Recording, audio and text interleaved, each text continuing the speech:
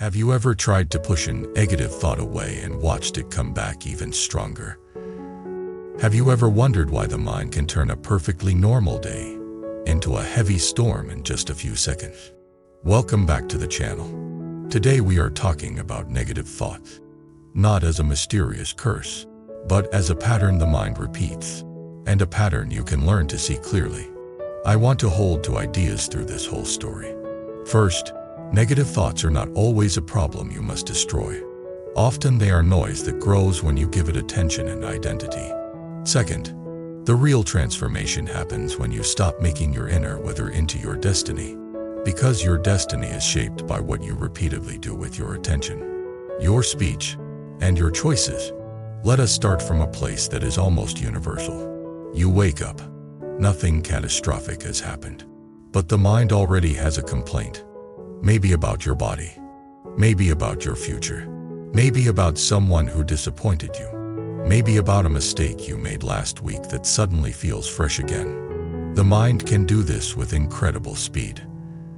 It can pull a memory out of nowhere, add a few images, add a few judgments, and your mood changes as if the world itself changed. But the world did not change. The screen inside your head changed. This is why any teachings emphasize something simple but radical. The mind is a tool, a powerful tool. And if you do not know how to hold it, it will hold you. If you do not know how to direct it, it will drag you. If you do not know how to observe it, it will hypnotize you. So how do you remove negative thoughts? The funny part is that most people try to remove them the way you would remove garbage from a room. Grab it, throw it out, slam the door. But thoughts do not work like physical objects. The more aggressively you try to throw a thought out, the more attention you give it. And attention is the fuel that makes it stronger. This is the first paradox. Fighting thought can feed thought. So the wiser approach is not war. It is awareness. Now let me tell you a story. Because this is not a concept. It is a lived experience. There is a person named Sam. Sam is not lazy and not dramatic, just exhausted.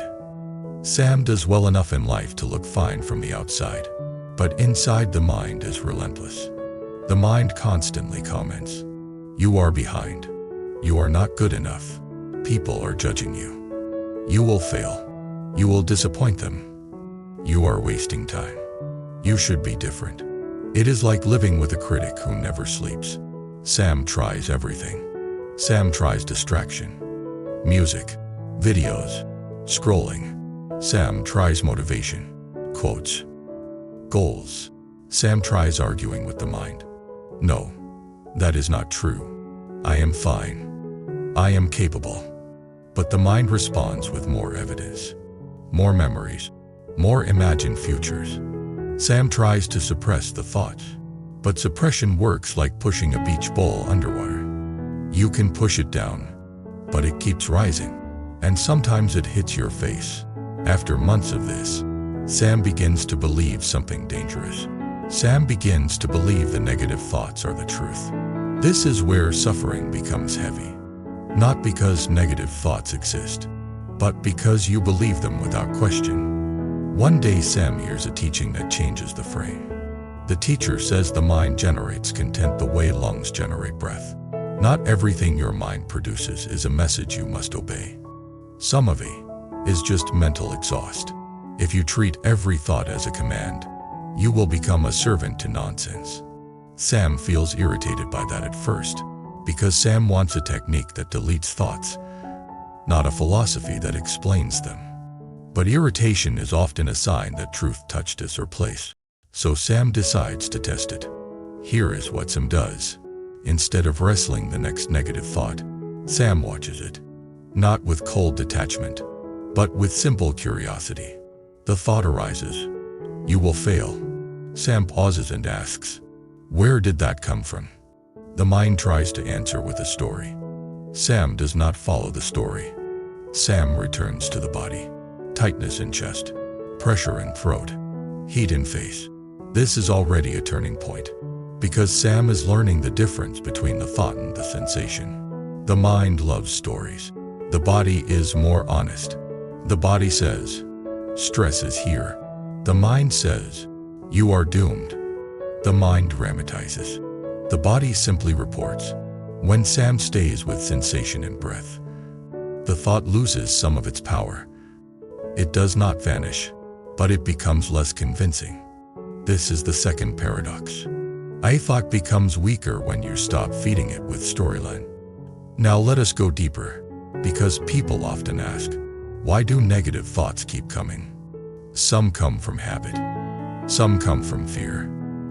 Some come from unresolved emotion. Some come from lack of rest. Some come from living in constant comparison. Some come from a nervous system trained by past experiences to expect danger. So the goal is not to blame yourself for having negative thoughts. The goal is to learn what to do when they arrive. This is where karma becomes practical. Karma here is not mystical punishment. Karma is the chain from inner state to outer action to consequence.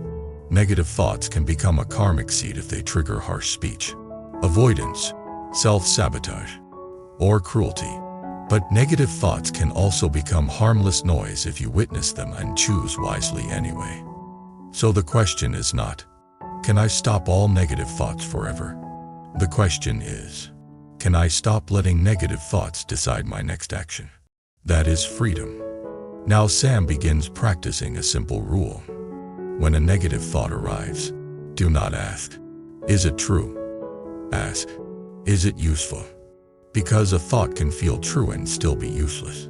The mind can replay a mistake from 5 years ago with perfect accuracy, and it can still be useless if it only produces shame without producing wisdom.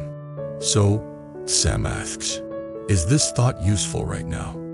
If it is useful, Sam takes action. If the thought says, you missed it headline, and it is true, Sam fixes it. Sam apologizes, reorganizes, learns, moves forward. That is wisdom. If the thought is not useful, if it is just a poison loop, Sam returns to breath and body and refuses to rehearse it. This does not mean Sam becomes numb. It means Sam becomes skillful. Skill is spiritual practice. Now, I want to show you how this changes destiny, because the big fear behind negative thinking is that it will ruin your life.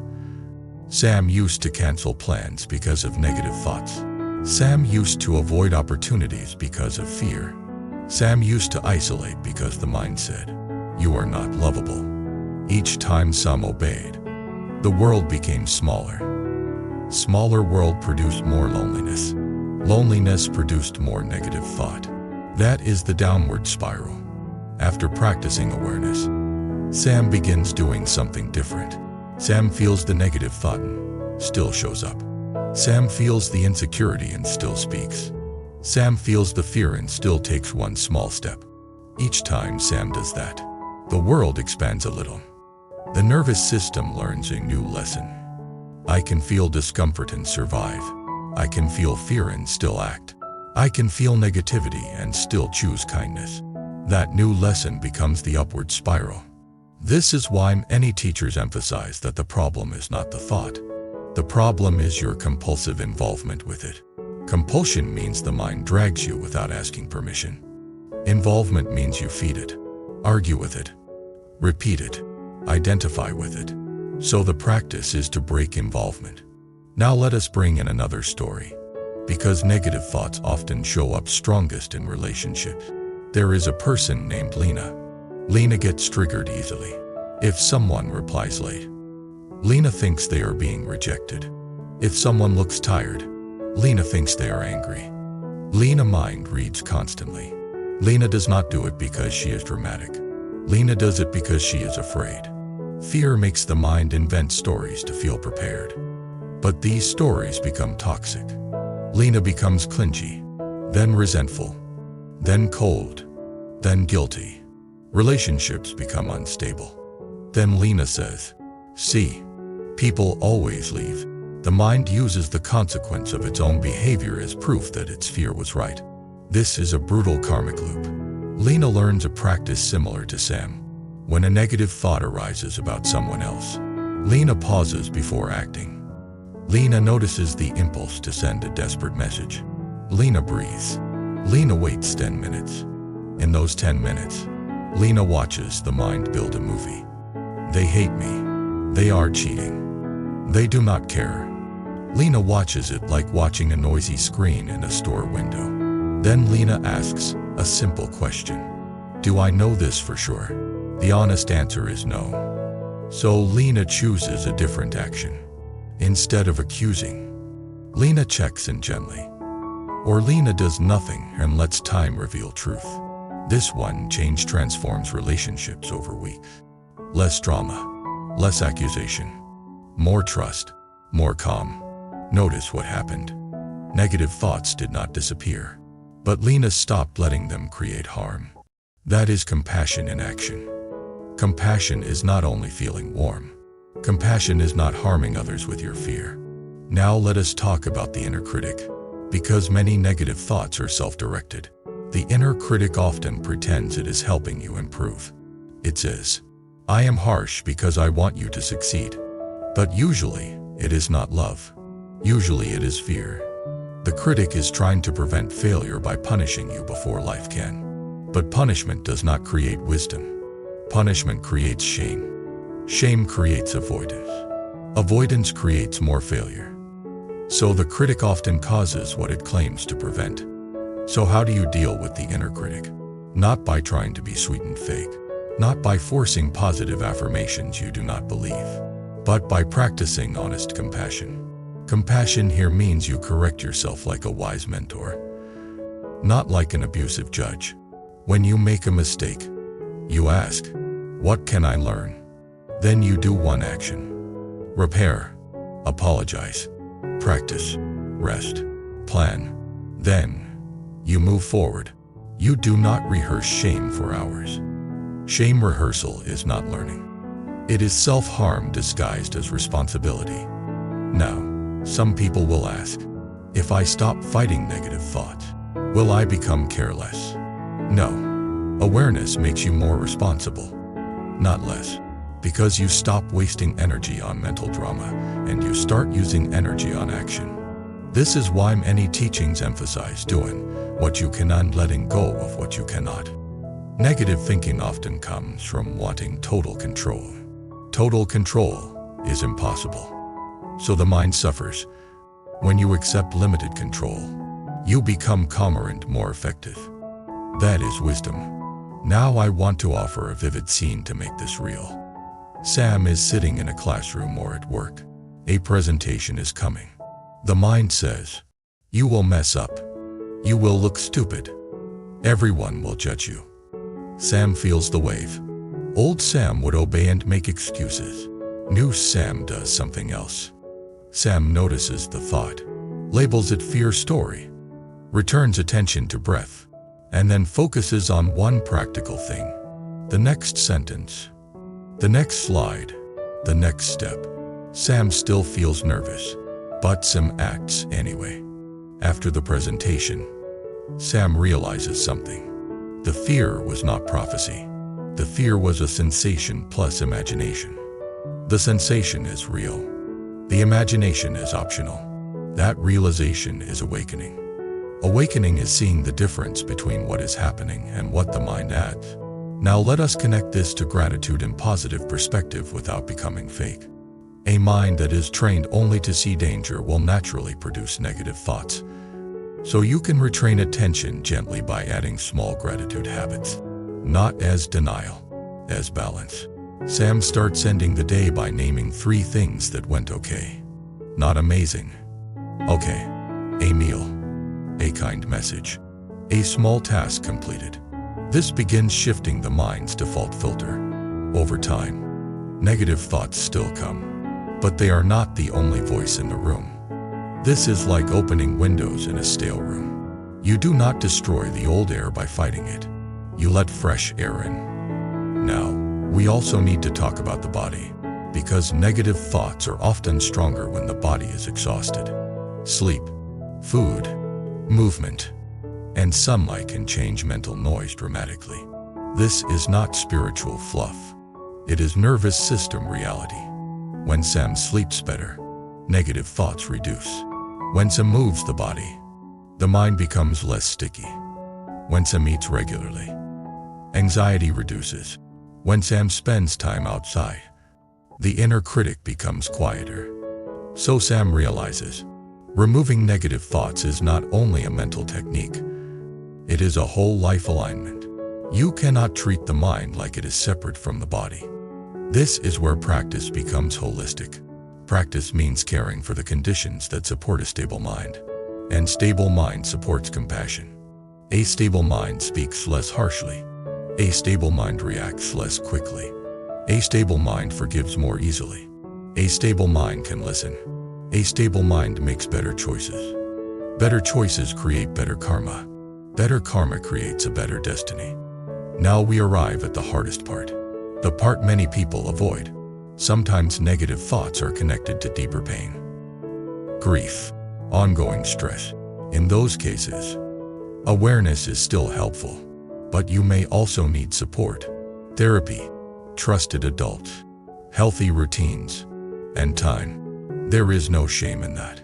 Seeking support is wisdom, not weakness. The key is not to romanticize suffering. The key is to stop feeding it unconsciously. So let us bring the whole teaching into one clear message. Negative thoughts become powerful when you identify with them. Identification means you say, this thought is me. This thought is truth. This thought is my destiny. The way out is to see the thought as an event in the mind, not as a verdict about you. You watch it. You breathe. You return to the body.